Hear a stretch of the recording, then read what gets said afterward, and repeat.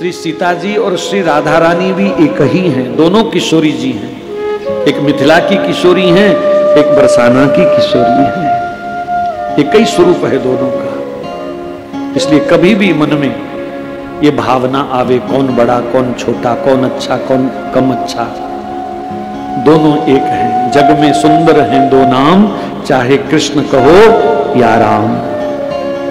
जामवंत जी ने चरणों में दंडवत प्रणाम किया, कहा प्रभु आप तो साक्षात लक्ष्मीपति नारायण हैं, आपको मणि की क्या जरूरत पड़ गई। तो भगवान ने मणि की चोरी का जो कलंक लगा था वो सारी बात बताई।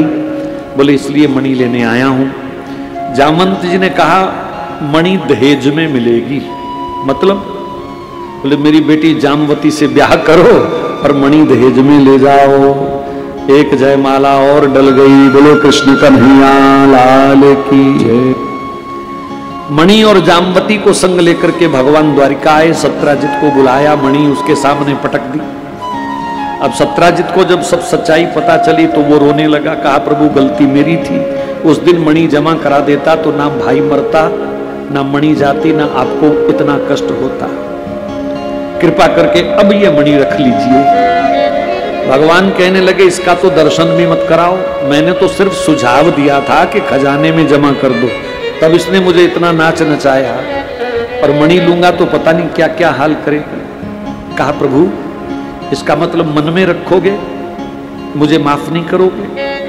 कृष्ण बोले तेरा कोई कसूर ही नहीं है, मेरे ही भाग्य में कलंक लिखा था। बचपन में कहीं भादों की चौथी का चांद देख लिया होगा, भादों की चौथी का चांद देखने से कलंक लगता है।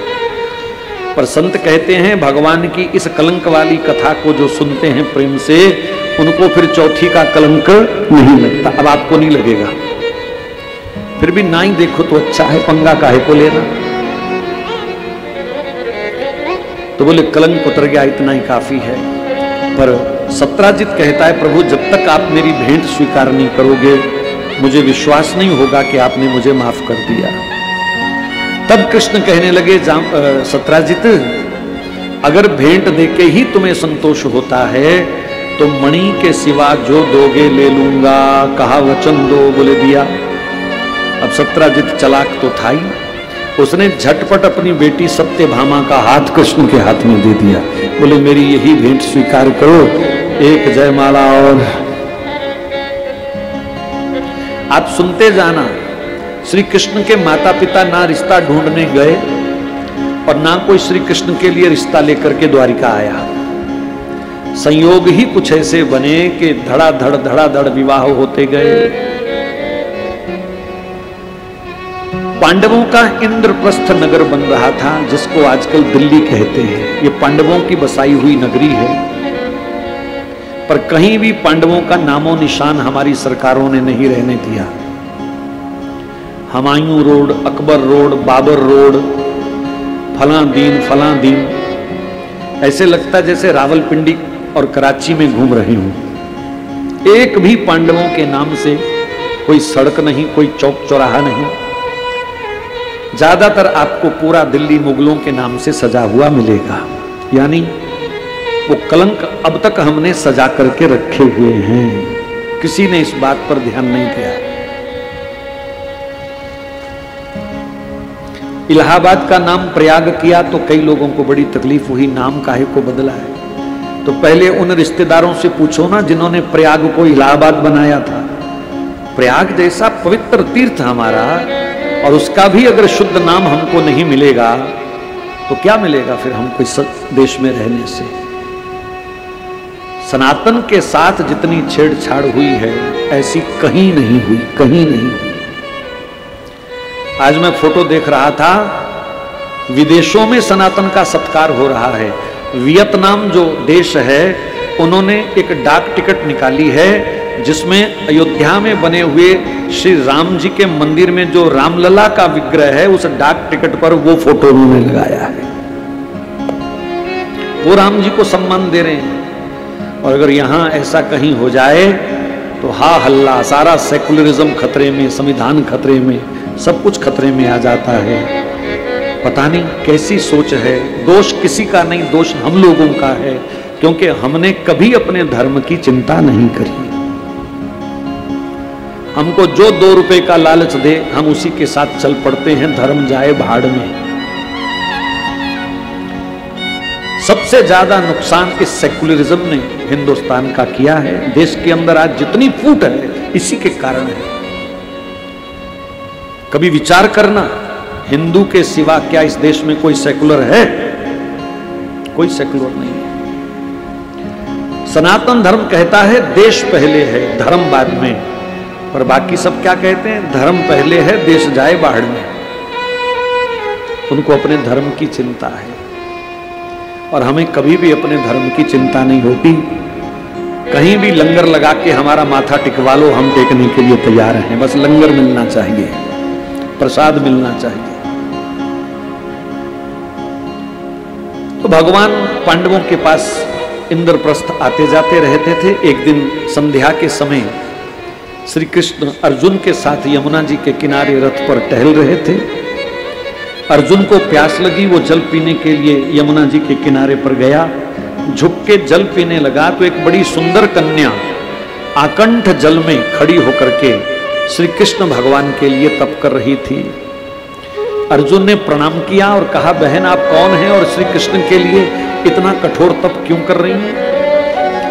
तो उस कन्या ने कहा, मैं सूर्य की पुत्री कालिंदी हूं। मेरे पिताजी ने मुझे यहां तपस्या करने के लिए खड़ा किया है। जब तक श्री कृष्ण मुझे पति रूप में प्राप्त नहीं हो जाते तब तक मैं यहां तपस्या करती रहूंगी।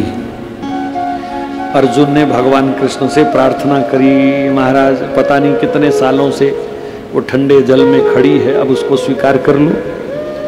तो भगवान ने कालिंदी को भी स्वीकार कर लिया। एक जयमाला और कितने हो गए? 4 विवाह हो गए श्री कृष्ण के। और करने हैं? अभी तो आगे चलो। रुक्मिणी के गर्भ से एक पुत्र हुआ। 6 दिन के इस बालक का नाम प्रद्युम्न रखा गया। प्रद्युम्न याद रहेगा आपको? श्री कृष्ण के पुत्र का नाम क्या है? प्रद्युम्न। ये प्रथम पुत्र है, सबसे बड़ा। जब ये बालक 6 दिन का हुआ तो उसी दिन शंबरासुर नाम के एक राक्षस ने रुक्मिणी की गोद से इस पुत्र को उठा लिया और समुद्र में एक बहुत बड़ी मछली के आगे फेंक दिया। मछली इस बालक को निगल गई। शंबरासुर को कहीं नारद जी ने बताया कि कृष्ण पुत्र के हाथों तेरी मृत्यु लिखी है। तो उसने कृष्ण पुत्र को उठा के मछली को खिला दिया। वो मछली शिकारी के जाल में आ गई और संयोग ऐसा हुआ कि शिकारी ने वो मछली शंबरासुर को ही बेची जाके। रसोई में जब उसको पकाने के लिए उसका पेट फाड़ा गया तो प्रद्युम्न जी जीवित निकले आए। रसोई के अंदर एक देवी काम करती थी जो रोटी बनाने का। उसने उस छोटे से बालक को छुपा लिया चुपके से। अब इसमें भी इतिहास है। भगवान शंकर जी ने कामदेव को भस्म किया और कामदेव की पत्नी रति जब रोई शंकर जी के आगे कि मेरा पति आपने भस्म कर दिया, अब मैं कहां जाऊं? देवताओं ने उसे फंसाया, मरवाया, मैं कहां जाऊं? तो भगवान शंकर आपको पता है बड़ी जल्दी प्रसन्न भी हो जाते हैं, दयालु बहुत हैं शंकर जी। तब शंकर जी ने कहा, देवी अब थोड़ा सा इंतजार करना पड़ेगा। कृष्ण तनय हो ही पति तोरा, वचन अन्यथा होई ना मोरा। तुम्हारा पति अब कृष्ण पुत्र के रूप में दोबारा जीवित होगा, मछली के पेट से मिलेगा। शंबरासुर की रसोई में जाके फुलके बनाओ, वही मिलन होगा। तो वो वेश बदल करके वहां काम कर रही थी। मछली के पेट से वो बालक मिला, ये तो मेरे पति हैं। शंकर जी का वरदान सत्य सिद्ध हुआ और कुछ ही दिनों में अपने योग बल से, माया बल से उसने प्रद्युम्न जी को जवान कर दिया। सारी बात बताई तो प्रद्युम्न जी ने युद्ध में शंबरासुर को ललकारा और उसका सिर काट दिया। रति प्रद्युम्न जी को लेकर के द्वारिका आई। माता पिता से उनका फिर मिलन हुआ। अब मणि की और कथा सुनाई सुखदेव जी ने। ये पैसा किस किस की बुद्धि भ्रष्ट कर दे कोई पता नहीं। ये मणि राम की करतूत है। भगवान श्री कृष्ण पांडवों के पास आए हुए थे। मणि के ऊपर अक्रूर जी की नजर थी। वो अक्रूर जी जिनको कल की कथा में भगवान ने अपना चतुर्भुज स्वरूप दिखाया था यमुना जी में, लेकिन भगवान का साक्षात दर्शन करने के बाद भी बुद्धि मणि में फंस गई। हाय ओए पैसे आ। उन्होंने कृतवर्मा और शतधनवा इन दो लोगों को अपने साथ जोड़ा। कृतवर्मा क्षमा करें, शतधनवा ने सोए हुए सत्राजित की गर्दन काट दी, मणि लाकर के अक्रूर जी को दे दी और कुछ माल पानी लेकर के द्वारिका से भाग गया। अपने ससुर जी की मृत्यु का समाचार सुनकर के श्री कृष्ण आए दौड़ते हुए। उनका अंतिम संस्कार किया, क्योंकि उनका कोई और बेटा नहीं था। सब जानते हुए भी भगवान कृष्ण ने मणि की कोई चर्चा नहीं छेड़ी। अंतर्यामी तो सब जानते थे सच क्या है। मणि अक्रूर जी के पास है। अब वो मणि रोज सोना उगलती है। अक्रूर जी का घर सोने से भरने लगा। जैसे जैसे सोना जमा हुआ, अब अक्रूर जी को चिंता भी बढ़ने लगी। अगर किसी ने देख लिया तो, जैसे मैंने उसका सिर कटवाया, कोई मेरा भी कटवा देगा। देखो, चोर भले ही पकड़ा ना जाए, पर पकड़े जाने का डर तो रहता ना हर समय। अगर किसी को पता चल गया तो बस। यही धन का सबसे बड़ा गंदा नुकसान है कि 2 नंबर का धन अगर अंदर पड़ा है तो तुम चैन से फिर बैठ नहीं सकते, चैन से खा नहीं सकते, चैन से सो नहीं सकते। सारा दिन कुंडी चेक करते रह जाओगे, लगी है कि खुली है।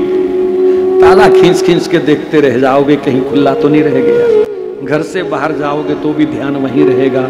कथा में बैठोगे तो भी ध्यान वहीं रहेगा। हाय हाय होती रहेगी हर समय।